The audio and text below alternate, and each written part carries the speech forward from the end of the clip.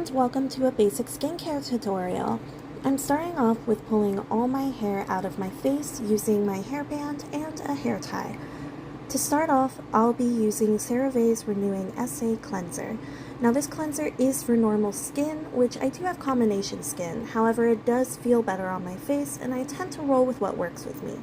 I'm going to lather this up really well in my hands before spraying it on my face and going in with small circles to make sure I get everything.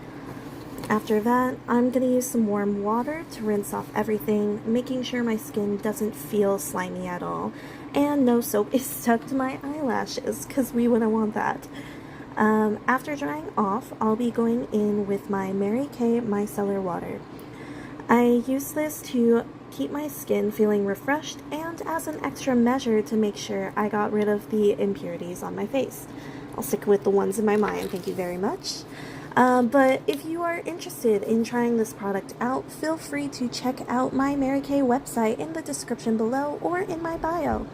Moving on from that, I'll be using my CeraVe Moisturizing Cream. This one is for normal to dry skin, and if you remember, I do have combination skin, so my cheeks and chin tend to be super dry, while my forehead and nose do get pretty oily throughout the day. And here's when I realized I got hair in my eye. Thank you, my love. There we go.